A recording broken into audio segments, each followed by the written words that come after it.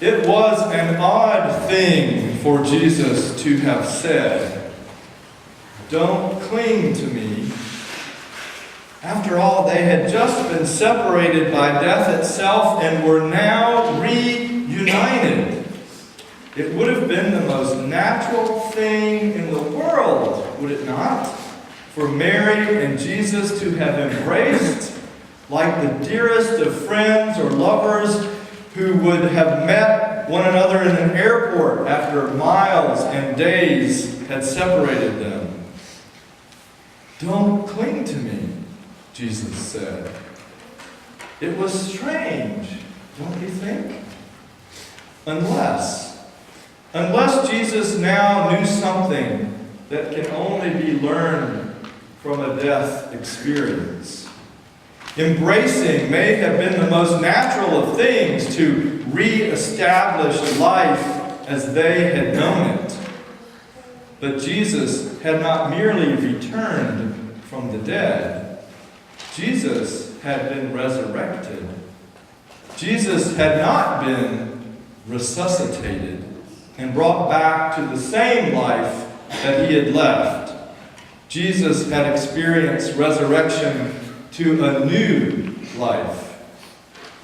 And Jesus wanted Mary to understand that, just as surely as he wants you and wants me to understand that too. Resurrection is not the hope of getting an old life back. Resurrection is the surprise of a new life when we're willing to let go of a life that is no longer working. Resurrection is not restoring the old lines on a map in hopes that things can be as they once were. Resurrection is erasing the lines altogether and risking a new life that transcends old boundaries. Resurrection is not trying to replant the old garden from memory. Resurrection is the recognition that the garden must be replanted anew each and every spring in ways that acknowledge the changes that have transpired over a long, hard winter. Resurrection does not give us a second chance at the life we had.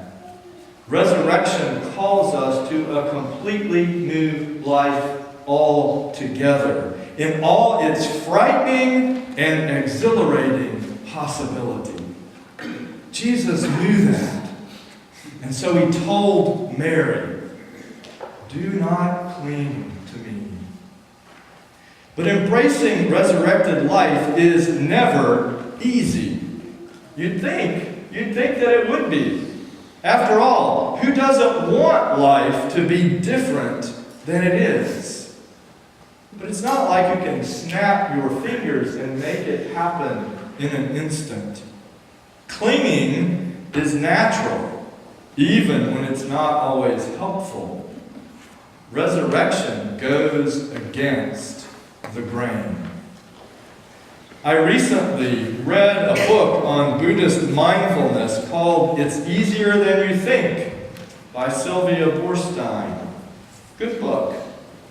In one of her essays, she lays out a quandary of hers. In Buddhist understanding, clinging is the cause of suffering. Yet she confesses, "My heart still clings." In Christian language, I think it may be comparable to the very human struggle to forgive ourselves. That's one of the hardest things I know to do. She compares the struggle to those old TV commercials for laundry detergent. You remember, the ones. A mother holds up a t-shirt that her son has worn, indicating the places where he had soiled it with peanut butter and jelly and playing football out in the just mown grass in the yard. And she then places the t-shirt into the washing machine with a particular detergent that the viewer is urged to buy. And when she takes it out of the washing machine, there are no smudges on that t-shirt at all. It looks completely new. But contrary to those commercials, she insightfully says, in my lifetime of laundry experience, I have never seen a t-shirt come out of the washing machine looking entirely new. There's always some residual discoloration, and even on those rare occasions when all the soil is actually washed out, the t-shirt never hangs exactly as it did when it was brand new. You notice that? Signs that the t-shirt has been worn before cling to it forever. I think it's the same with minds, she says. And I think that's okay. If we know which side of the t-shirt is shorter, we can tuck it in tighter on that side, and it will look perfectly presentable. Or to put it another way, as I thought about this analogy for myself, don't let the stains keep you from going out of the house. Don't let the stains keep you from going out of the house. Don't let the old life control you. We all have an old life with plenty of stains that we wish were not there. You can't live without having that happen. And we are called to be attentive and faithful to facing the realities of our past. That's part of our work. But if we are to experience resurrection, Jesus urges us not to cling to the old life as if it were the only life possible, but rather Jesus calls us to be open to the possibility of what forgiveness and love can do now in the present. And if we are to be a resurrection community together, we are called to be a place where we can wear our t-shirts to church, even with the residue stains still all over them.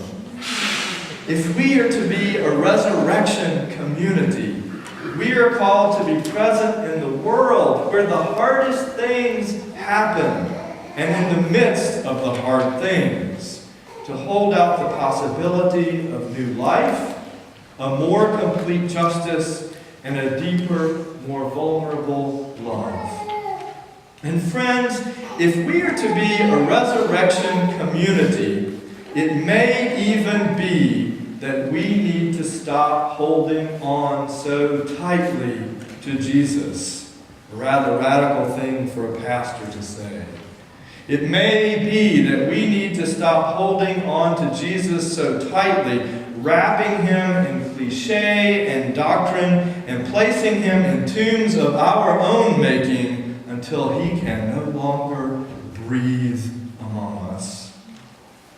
It may be time, friends, to stop clinging to him in search of our own salvation, and instead let him live in us unfettered, free from our expectations, letting his ways of love and compassion and justice and peace loose in the world in ever new and life-giving ways beyond our ability to imagine. In her poem, Blackwater Woods, one of my favorite contemporary poets, Mary Oliver, says this: "To live in this world, you must be able to do three things.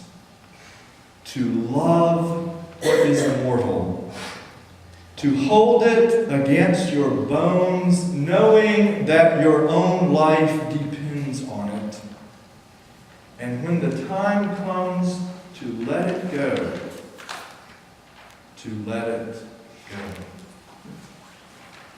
That, my friends, is resurrection life.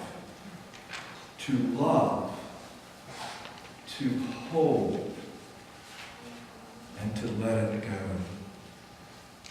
Hallelujah.